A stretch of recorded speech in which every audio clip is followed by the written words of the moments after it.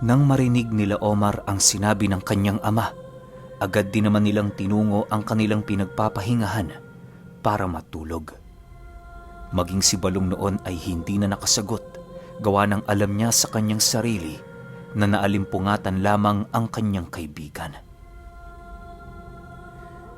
Kinaumagahan, ipinagpatuloy ng kanilang grupo ang kanilang paglalakbay.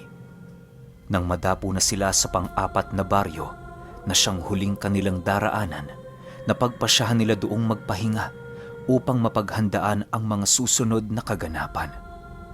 Doon na din sila noon kumain ng kanilang hapunan bago nila piniling maglakbay patungo sa yungib na kinaroroonan ng pangkat nila Uring.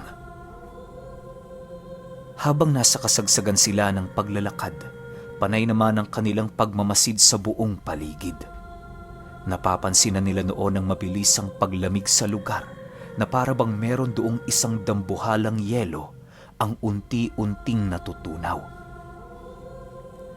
Bagaman nanginginig na sa lamig noon sila Manong Arnel, hindi pa rin sila nagpatinag sa kakaibang temperatura sa lugar.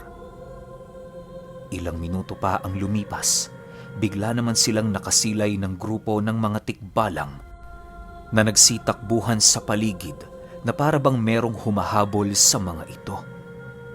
Pagsilay nila sa likurang bahagi ng mga nilalang, laking gulat na lamang nila nang masipat nila ang mga gabunang tahay na pinagpepiestahan ang mga tikbalang. Bagaman nagtatangan ng hindi pangkaraniwang pisikal na lakas ang mga ito, kitang-kita nila Omar ang patuloy na pangingibabaw ng mga gabunang tahay. Maya-maya pa, nasipat nila sa lugar na yon ang pagbagsak ng isang tikbalang na siya namang mabilisang pinagpiestahan ng mga gabunan. Paglisa ng mga ito sa katawan ng nilalang, tumambad sa mga mata nila Omar ang halos tuyot na katawan ng tikbalang. Hawak-hawak na dinoon ng mga tahay ang natatanging buhok nito na nagbibigay ng kalakasan sa mga ganoong uri ng nilalang. Matapos ang mga pangyayaring yon, muli na namang ipinagpatuloy ng mga tahay ang kanilang pagsugod sa pangkat ng mga tikbalang na hindi pa gaanong nakakalayo. Sa pagkawala ng mga ito sa kanilang paningin, dali-dali namang ipinagpatuloy nila Omar ang kanilang paglalakad patungo sa nasabing yungib na siyang pinagpupugaran nila Uring. Ipinakalat na din ni Balong ang lahat ng kanyang mga kasangga upang masigurong walang mga nilalang ang makakatiktik sa kanila. Maya-maya pa, habang nasa kasagsagan sila ng paglalakad, muli na naman silang nakasilay ng 3 taong naglalakad sa daang kanilang tinatahak. Pagsilay doon nila Omar, laking gulat na lamang nila nang masipat nila ang mga itong parang mga salamangkero kung titingnan. Paglalarawan ni Omar sa mga panauhing yon, meron itong matulis na salakot na suot-suot, kulay itim na kasuotan mula pang taas hanggang pangbaba, isang napakahabang kwintas na animoy binubuo ng mga batong pinagtagpi-tagpi, at isang kahoy na nasa wangis ng nakabaliktad na krus. Masisipat mo din sa presensya ng mga panauhing yon ang kanilang mga kasanayan sa kahit na anong uri ng pakikipaglaban. Ayon nga kay Omar, na kung titingnan mo ang mga ito mula sa kanilang mga kalooban, masisipat mo doon ang mga pambihirang presensya na hindi niya pa nagagawang maramdaman sa ilang taon niyang pakikipaglaban. Sa pagkawala ng mga ito sa kanilang paningin, doon nabuo sa kanilang mga isipan ang mga haka-haka tungkol sa totoong katauhan ng mga panauhing kanilang nakita. Ilang minuto pa ang lumipas, pinili na nilang umusad sa kabila ng mga pagpaparamdam na kanilang naramdaman. Maya-maya pa, nadapo na nga sila sa isang masukal na daan kung saan tanaw mula roon ang bukana ng yungib na maaaring pinagpupugaran nila Uring. Sa pagpapatuloy ng kanilang pagmamasid, doon nila nasipat ang mga nilalang na nagbabantay sa labas ng pugad. Karamihan sa mga ito ay tahay o di naman kaya'y mga mambabarang na merong dugo ng mga aswang. "Tay, mukhang hindi ho basta-bastang makakapasok dyan ah," wika ni Omar habang pinagmamasdan ang lagusan ng yungib. "Hindi natin malalaman yan, anak, kung hindi natin yan susubukan. Siya nga pala, ang mga batong ipinatatago ko sa'yo, nasaan?" Sagot naman ng kanyang ama. Nang marinig ito ni Omar, agad naman niya itong dinukot sa kanyang bulsa at mabilisang ipinakita sa kanyang ama. Matapos itong masilayan ni Manong Arnel na kumpleto, muli niyang inutusan si Omar na ibalik nito. Ilang minuto pa ang lumipas, agad naman nilang ipinagpatuloy ang kanilang paglalakad sa kabila ng napakadilim na paligid. Nang marating na nila ang likurang bahagi ng lagusan, doon nila nakita ang mga elementong naglalakad na parabang nagbabantay sa buong kapaligiran. Nang masipat naman ito ni Balong, agad niyang inutusan ang kanyang mga kasangga na kitila ng buhay ang mga nilalang na yon. Pagkabigay niya doon ng utos, bigla namang naglaho ang 5 hari ng mga engkantong itim at kasabay nito ang kanilang paglitaw sa lupang dinaraanan ng mga elemento. Pag-apak ng kanilang mga biktima sa kanilang kinaroroonan, bigla na lamang itong lumubog hanggang sa tuluyan ng naglaho ang kanilang pag-iral sa paligid. Matapos itong gawin ng mga kasangga ni Balong, dali-dali din naman itong bumalik upang maipagpatuloy ang kanilang paglapit sa bukana ng yungib. Sa pagdating nila sa lagusang pinagbabantayan ng mga tahay, agad namang pinag-aralan ng tiyuhin ni Omar ang buong paligid. Para kasi mabigyan niya ng utos ang mga ito, kinakailangan itong nakatingin at nakaharap sa kanya kapag siya ay mag-uumpisa ng magsalita. Kung nagkataon namang tumalikod ang iilan sa mga ito, maaaring hindi manuot sa kanilang mga katawan ang sumpang pinapakawalan ni Balong. Ilang minuto pa ang lumipas, patuloy pa rin ang ginagawa nilang pagmanman sa paligid. Nang masipat niyang nakaharap na ang mga tahay sa bukana ng lagusan, walang sabi-sabi, agad naman siyang tumalon at nagbigay ng utos sa mga ito. "Samahan niyo kami sa aming pag-aaklas. Ituring niyo mga kaaway ang mga kaibigan at kakilala ninyo sa lugar na ito." Sigaw ni Balong sa mga tahay na nakaharap sa kanya. Matapos niyang makapagbigay ng utos, agad namang tumango ang mga nilalang at kasabay nito ang kanilang pagbaba ng mga sandata nilang tangan. Bagaman may iilan sa mga tahay ang nagpupumiglas sa kanyang mga sumpa, wala itong magagawa sapagkat mas pinabagsik ng husto ni Balong ang kanyang ginamit na buhay na salita. Ilang minuto pa ang lumipas, agad naman nilang binagtas ang daan patungo sa looban ng yungib. Habang naglalakbay sila noon sa isang napakahabang pasilyo, hindi nila naiwasang mangamba sa kadahilan ng limitado ng husto ang kanilang mga paningin.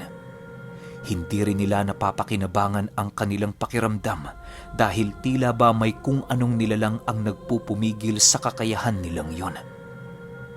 Sa pagdating nila sa dulong parte ng lugar, bigla naman silang natigilan nang masipat nila ang isang nilalang na nakatayo sa kanilang harapan.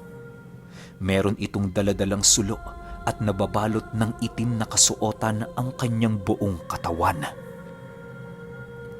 Pagsilay nila Omar sa napakalaking kwintas nito, doon nila napagtanto na ang nilalang na yon ang nakita nilang pumasok noong hapon sa looban ng yungib. Sa pagpapatuloy ng kanilang pagmamasid, nasipat naman nila itong dahan-dahang tinatanggal ang suot nitong kwintas habang patuloy na nananatili sa kanyang kinatatayuan. Ilang minuto pa ang lumipas, narinig naman ito nila Omar na nag-uusal ng napakabilis na siyang naging hudyat para kay Balong na utusan ang kanyang mga tahay na alipin na ito ay wasakin. Pagkarinig ng mga tahay sa kanyang sinabi, Mabilisan naman itong sumugod sa kinaroroonan ng lalaki at walang pagdadalawang isip na ito ay sinunggaban para patayin.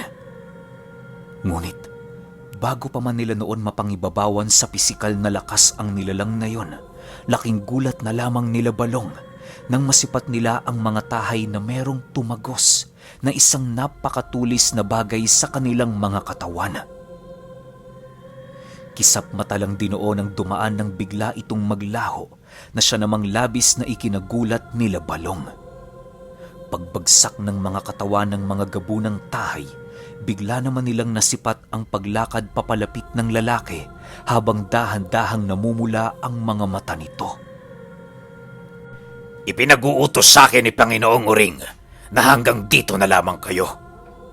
Kung nais ninyong magpatuloy, daanan niyo ang malamig kong bangkay sa lugar na ito. Seryosong wika ng nilalang.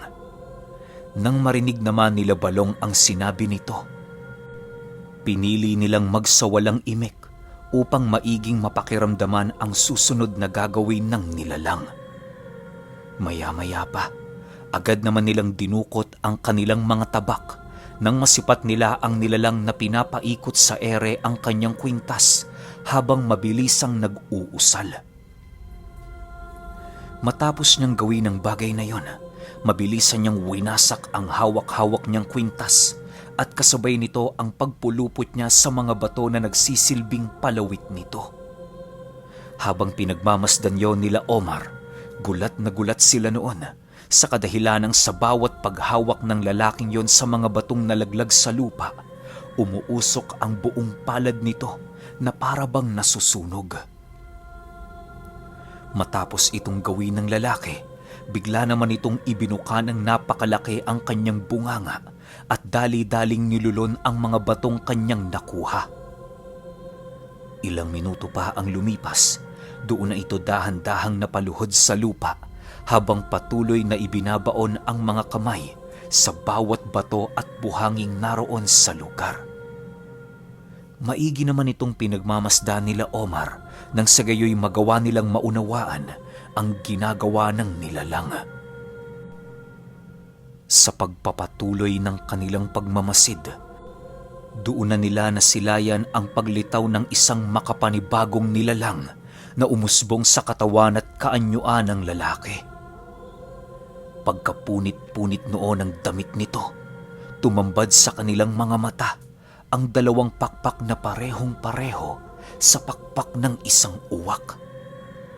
Bagaman may kalaparan ang pakpak na yon, nagtatangan pa rin yon ng nagsisilakihang mga balahibo ng isang ibon. Halos hindi sila tuluyang makapaniwala noon sa kanilang mga nakita sa kadahilanang hindi nila lubusang maisip kung saan yon ikinubli ng lalaki. Maya-maya pa, bigla naman nila itong nasipat na dahan-dahan ng pagpikit ng dalawa nitong mga mata na siya namang naging sanhi upang magmulat ang mga mata nitong naroon sa dulong parte ng kanyang pakpak. Matapos itong gawin ng nilalang, bigla naman itong pinutol ang kanyang buntot at mabilisang lumipad patungo sa itaas na parte ng pasilyo ng yungib. Sa pagkawala nito sa kanilang paningin, agad naman nilang inihanda ang kanilang mga sarili sa mga pangyayaring hindi inaasahan. Wala na kayong kawala! Ang lugar na ito, ang pinakaangkop na lugar para maggamit ko ang buong potensyal at kakayahan bilang isang demonyo. Humanda kayo mga higlikas, hindi maglalaon. Matataglay ko na din ang mga karunungan at abilidad ninyong ikinukubli. Wika ng nilalang habang patuloy na lumilipad sa buong paligid. Nang marinig naman ito nila Omar, agad naman silang nag-umpisang maglakad upang makasilay ng isang lugar na maaari nilang pagkublian. Sa pagsilay nila noon ng isang batong nakausli sa dingding, agad naman nila yung nilapitan para makisilong. Dahil sa kanilang ginawa, napilitan ang nilalang na sumugod sa kanilang kinaroroonan ng walang pagdadalawang isip. Pagsilay naman doon ni Balong, agad naman niyang tinawag ang kanyang mga kasangga upang salagin ang pag-atake nitong gagawin.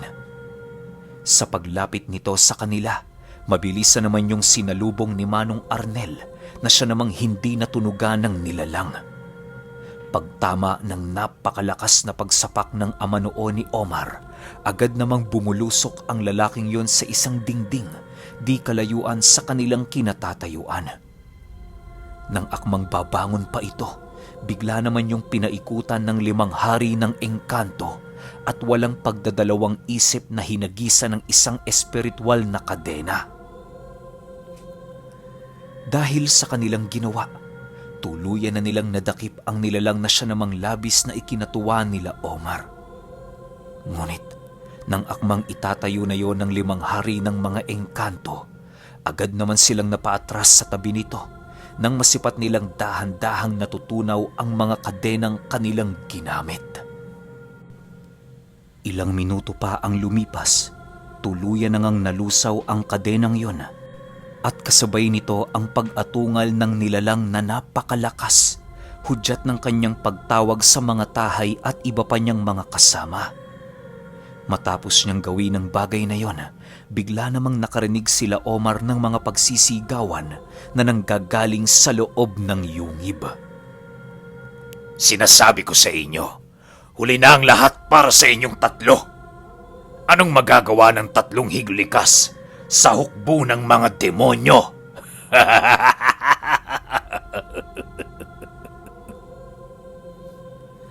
Wika ng lalaki. Matapos nitong makapagsalita, agad namang pinagmasdan nila Omar ang buong paligid. Pagsipat nilang wala doon si Uring, agad namang sumagot si Manong Arnel ng, Talaga? Paano nyo kami matatalo kung wala ditong pinuno ninyo? Para lamang kayo mga insektong nakakairita na kailangang patayin para tumahimik. Dahil sa sinabi nito, bigla namang natigilan ang nilalang na parabang hindi na nito alam ang kanyang isasagot. Maya-maya pa, bigla naman itong nagrason sa kanila na hindi na umano nila kinakailangang istorbohin si Uring para lamang matalo silang 3. Mariin naman yung pinagdudahan nila Omar, gawa ng hindi ganong klaseng pinuno ang taong kanilang pinag-uusapan. Nang akmang magtatanong pa noon ang ama ni Omar, mabilis na naman itong pinutol ng lalaki sa pamamagitan ng pag-utos sa kanyang mga kasama na sugurin ang grupo nila Balong. Dahil sa ginawa ng mga ito, kung kaya't napilitan silang salubungin ang mga tahay upang maiwasang magamit ng mga ito ang kanilang bilang sa pakikipaglaban. Habang walang habas itong tinataga nila Manong Arnel, kitang-kita nila ang pagkaripas ng iilan sa mga tahay na duguan ng buong katawan. Ilang minuto pa ang lumipas, bigla namang naantala ang digmaan nang masipat nilang nagsipulasan ang mga tahay nang sa hindi malamang dahilan. Sa puntong yon, hindi na maiwasang magduda nila Omar gawa ng napakalayo ng mga tahay na yon sa mga nilalang na kanilang nakalaban ilang taon na ang nakakaraan. Maya-maya pa, bigla namang nabaling ang kanilang paningin sa lalaking nagtawag ng mga tahay nang masipat nila itong nananatiling nakatayo sa kanilang daraanan. Wala ka ng puwersa. Sabihin mo, bakit hindi ka pa kumakaripas ng takbo? Tanong ni Balong. Nang marinig naman yon ng nilalang, bigla naman itong ngumisi habang kampanteng sumasagot ng, Ang dakilang tungkulin, marapat na hindi pakitaan ng anumang pagkatakot o kaduwagan. Kung mapatay niyo ako, makukuha ninyo ang premyo. Subalit kung ako'y mananalo, maisa sa katuparan ko ang aking gusto. Ganito lang naman ang ikot ng buhay, hindi ba? Puro sugal.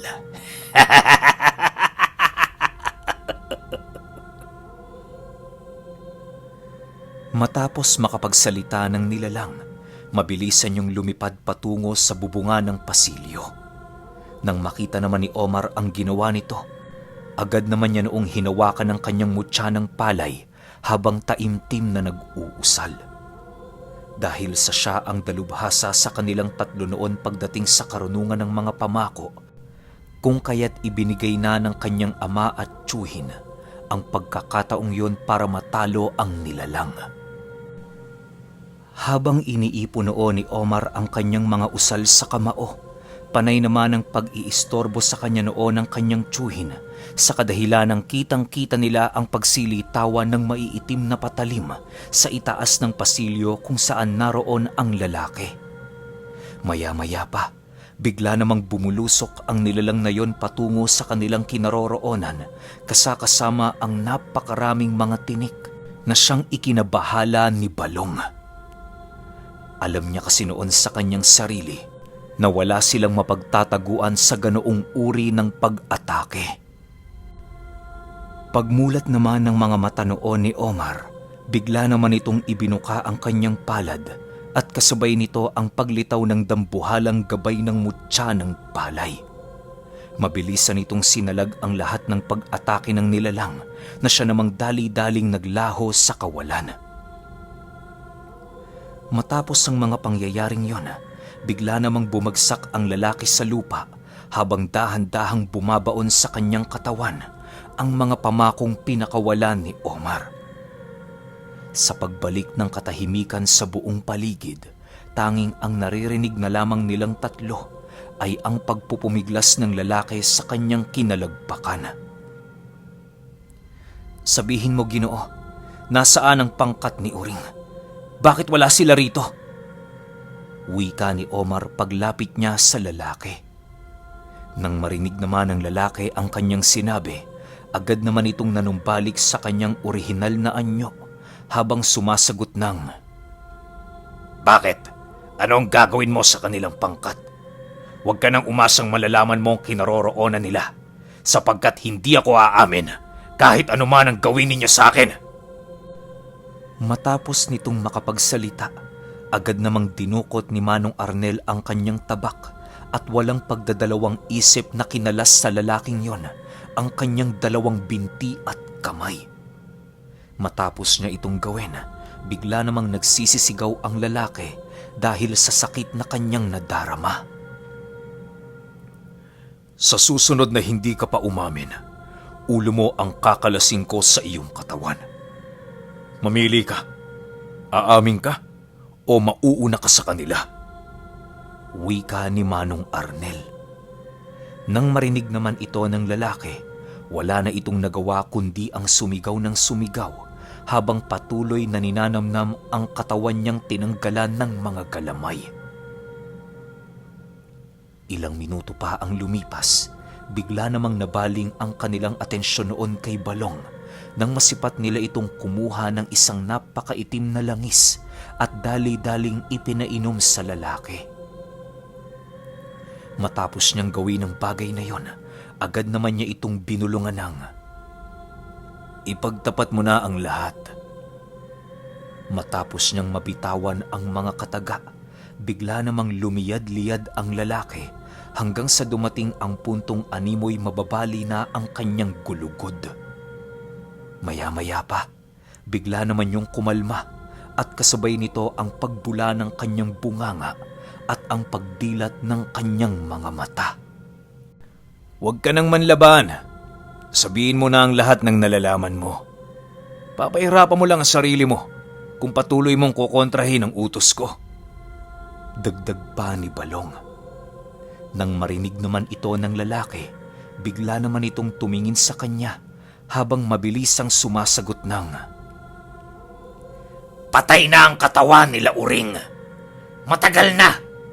Kami ang napag-utusan ng kanyang pangkat na manilbihan sa kanila hanggat hindi pa dumarating ang pagkamatay ng Diyos Ama. Pakiusap, huwag niyo na silang pakialaman sapagkat nalalapit na ang muli nilang pag-usbong dito sa mundo. Dagdag pa ng nilalang na kaya ganoon ang sinapit ng pangkat nila Uring ay dahil sa pagtatangka nitong magtaglay ng mga lihim na karunungan na nasa kanan. Masyado silang naging ambisyoso na kaya nilang mapanghawakan ang ganoong uri ng kapangyarihan na siya namang nagdulot ng pagkawasak ng kanilang pangkat. Ayon pa sa nilalang, kaya tinangkayong pag-aralan nila Uring, gawa ng labis silang nababahala sa pag-usbong ng isang higlikas na kanilang nakalaban ilang taon na ang nakakaraan. Matapos itong marinig nila Omar, agad naman nilang ipinaturo sa lalaki ang eksaktong kinaroroonan ng mga katawan nila Uring at ng mga tahay.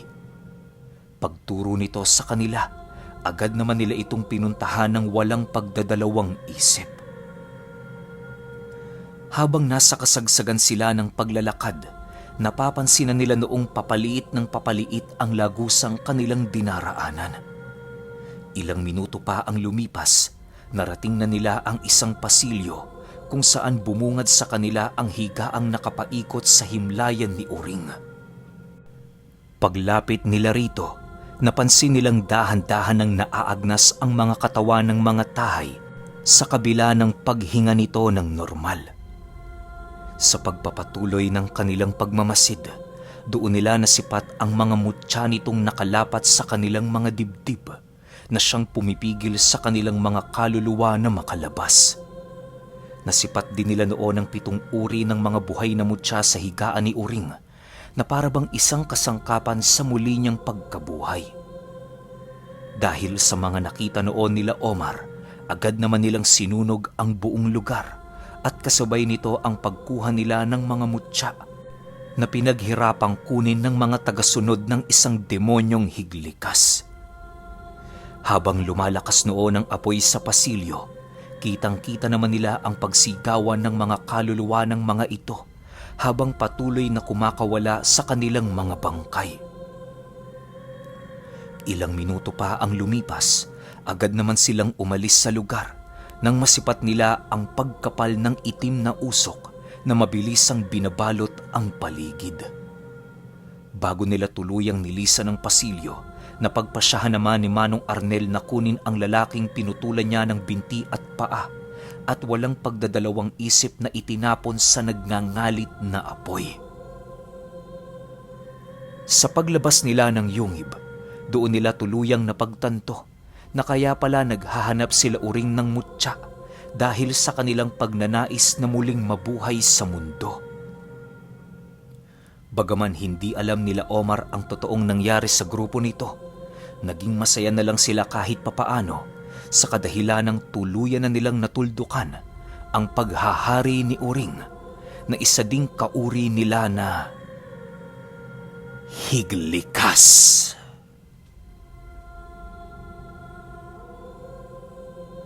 Okay, opinion ko sa kwento. Grabe yung twist dun sa dulo. Sobrang grabe nun. Hindi ko ina-expect. Kasi karamihan sa mga kwento natin, alam ko naman na alam ninyo na nakakaharap nila yung parang pinaka-boss ng laban eh. Pero dito, hindi alam nila Omar na patay na pala si Uring. Tapos nararamdaman lang nilang presensya. Yun nga, yung bangkay na may mga iba't ibang klase ng mutya na parang may kapamilyar na kwento, di ba? Yung ano bang kwento to? Manong Buti. Di ba kasi may isang demonyo doon na kailangan niya ng mga iba't ibang klase ng bato o mga estatwa, ginto o kung ano man para meron siyang buhayin. Parang ganito rin yung nangyari dito kay Uring, di ba? Ang kaso lang, yun nga, hindi nila natuloy. Tsaka natatakot si Uring, doon ako medyo kinilabutan. Takot si Uring kay Omar. Kaya ito si Uring ngayon, pinagpipilitan niyang ipasok yung aral ng kanan sa kanya. Eh ang kaso nga kasi, purong kaliwa siya. Tsaka una niyang pinag-aralan yung kaliwa. Kaya ang ending, ayun, sunog ang lolo niyo, di ba? Ganda, sobrang ganda ng kwento. Iba rin yung twist. Tsaka good news, di ba? Kagaya nga ng mga sinabi ko, yung nag-like tsaka nag-join sa group ko na ang pinuno. Nakita niyo naman yung itsura ng tatlo, di ba? Pero sabi nga ng kamag-anak, huling kita nila 1994 pa. So ilang dekada na yung lumipas na wala na yung tatlo, wala na silang kahit na anong balita. Pero para sa mga hindi pa nakakakita ng picture nila Omar, Balong, tsaka si Manong Arnel, ipopost ko sa dulo nitong video. Pero napakaganda. Pa-comment naman ako ng maraming salamat, Omar. Kasi parang siya yung pinakabida ng kwento natin eh. Para kung sakali mang nakikinig sila o buhay pa, di nabahagi natin yung kalahati ng buhay ng kwento nila o buong buhay na kwento nila. Kasi wala naman nakakaalam kung nasan silang tatlo, di ba? Kaya ilang. Pa-comment na lang ako. Salamat, Omar. Kita-kits tayo sa bago nating series, Mananaga ng Aswang. Yun lang. Salamat.